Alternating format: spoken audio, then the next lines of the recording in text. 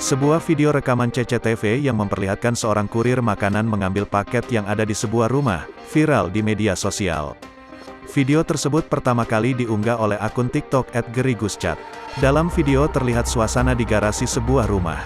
Jadi ceritanya saya pesan food delivery, tulis keterangan dalam video.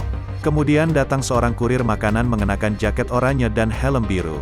Awalnya dia akan meletakkan makanan tersebut di sebuah tempat. Namun, tempat tersebut ternyata sudah terdapat paket. Jadi di sini ada paket online shop belum saya ambil, posisi di lingkaran, tulis keterangan di video. Kurir tersebut kemudian mengambil paket tersebut. Dia kemudian meletakkan makanan di tempat tersebut. Namun tak lama kemudian dia mengangkat lagi kantong makanan dan memanggil pemilik rumah. Sementara paket yang diambilnya dia pegang di tangan kiri. Bahkan dia sempat melihat kembali paket tersebut. Kemudian seorang wanita keluar dan mengambil kantong makanan itu. Kurir tersebut kemudian pergi. Namun herannya, paket yang diambil juga ikut dibawa pergi. Unggahan tersebut pun mengundang beragam komentar dari warganet.